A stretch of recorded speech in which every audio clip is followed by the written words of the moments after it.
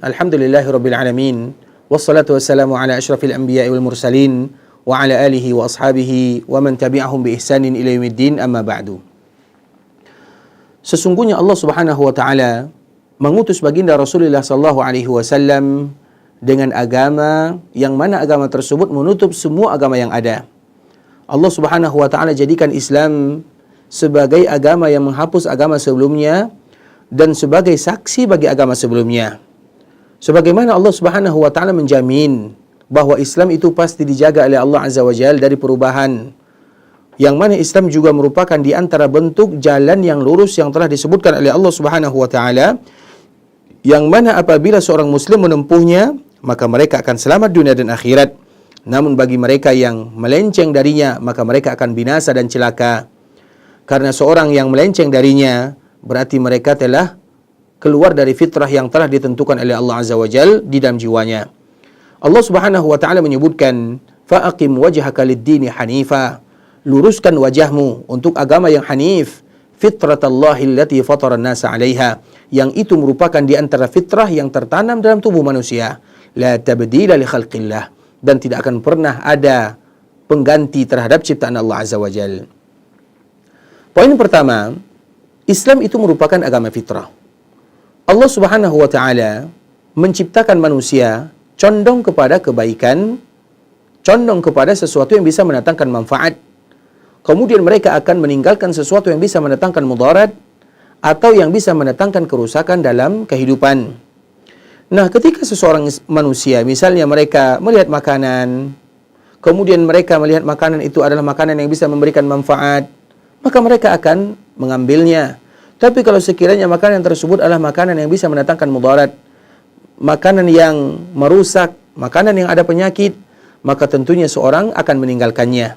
Dan itu merupakan di antara sifat yang tertanam. Karena seseorang akan condong kepada kebaikan dan seseorang akan lari kepada keburukan. Dan itu merupakan di antara salah satu yang diberikan oleh Allah Subhanahu wa taala kepada hambanya, agar mereka bisa melihat, menilai mana yang diberikan oleh Allah Subhanahu wa taala dari yang terbaik dan mana yang tidak diridai oleh Allah Azza wa Jalla. Itulah yang disebut dengan fitrah, sesuatu yang tertanam dalam jiwa manusia dan Allah Subhanahu wa taala telah memberikan kecondongan di dalamnya. Maka hati manusia ini mudah untuk menerima kebenaran, sebagaimana mata mudah untuk melihat, telinga bisa dijadikan untuk mendengar, hati dijadikan untuk menerima sesuatu yang benar. Tapi kalau sekiranya fitrah ini dirubah dengan hawa nafsu, dengan syahwat, maka itulah yang menyebabkan seseorang melenceng dari fitrah yang telah disebutkan oleh Allah Subhanahu wa taala. Dalam sebuah riwayat yang dibawakan oleh sahabat Iyad radhiyallahu taala anhu, Nabi sallallahu alaihi wasallam menyebutkan, Allah berfirman, "Inni khalaqtu ibadi hunafa." Aku ciptakan hambaku, kata Allah, dalam keadaan lurus, namun syaitan yang menggelincirkan mereka semuanya. Wa harramat alaihim ma ahlaltu lahum, yang mana syaitan tersebut akan menjadikan haram sesuatu yang aku halalkan. Kemudian dia pun akan memerintahkan hamba tersebut untuk mensyirikatkan Allah Subhanahu wa taala yang aku tidak pernah ajarkan sedikit pun. Artinya yang membuat kita melenceng dari fitrah yang sesungguhnya adalah syaitan. Nabi sallallahu alaihi wasallam juga memberitahukan bahwa setiap manusia lahir dalam keadaan fitrah yang Allah Subhanahu wa taala ciptakan ia di dalamnya dan di atasnya, sampai datang pengaruh-pengaruh buruk dari luar yang akan merubah fitrah ini. Sebagaimana hadis Abu Hurairah radhiyallahu taala anhu, Nabi sallallahu alaihi wasallam bersabda, "Kullu mauludin yuladu 'alal fitrah." Sesungguhnya setiap anak itu lahir dalam keadaan fitrah. Fa abawahu yuhawwidanihi wa yunassiranihi wa yumajjisanihi.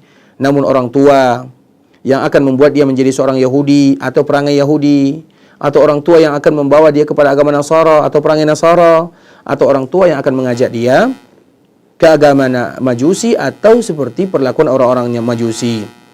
Kemudian Abu Hurairah yang membawakan riwayat ini membacakan firman Allah Subhanahu wa taala, "Fitratallahi allati fatara an-nasa 'alaiha la tabdila li khalqillah." Itu ketentuan Allah, fitrah yang telah tertanam dalam jiwa manusia yang tidak ada perubahan di dalamnya. Oleh karenanya, Nabi sallallahu alaihi wasallam memberitahukan kepada kita bahwa fitrah manusia adalah mengikuti agama Islam, bukan mengikuti agama yang lain. Agama yang dirubah, agama-agama yang tidak disyariatkan oleh Allah Subhanahu wa taala. Tidakkah kita lihat Bagaimana hadis Nabi SAW mengatakan, "Aw yusallimani." Nabi SAW di dalam hadis sebelumnya, Nabi tidak menyebutkan atau kedua orang tuanya mengajak mereka masuk ke dalam agama Islam. Ini menunjukkan bahwa Islam itu sudah tertanam. Sehingga Islam sudah tertanam, maka tentu tidak lagi diajarkan karena sudah itu merupakan bagian daripada konsekuensi fitrah dalam tubuh manusia. Oleh karenanya di dalam riwayat yang lain disebutkan oleh Nabi SAW, "Ma min mauludin yuladu illa ala hadhil millah." Tidak ada seorang maulud yang dilahirkan di dunia, manusia yang lahir ke dunia, kecuali lahir dalam agama Islam. Sampai lisannya lah yang akan menjelaskan. Maknanya dikala dia lahir, kemudian dia mengucapkan kalimat syahadat, maka dia sebagai seorang muslim. Namun kalau sekiranya tidak, maka dia akan mencari agama yang lain. Oleh karenanya hendaklah kaum muslimin, mereka belajar agama Islam, mengetahui bagaimana yang benar, bagaimana yang salah. Karena dengan kita belajar agama Islam, kita akan menjaga fitrah yang sudah ada. Kemudian, dengannya pula, kita akan senantiasa kembali kepada tujuan utama. Yaitu yang pertama adalah bagaimana kita senantiasa beribadah kepada Allah Azza wa Jal.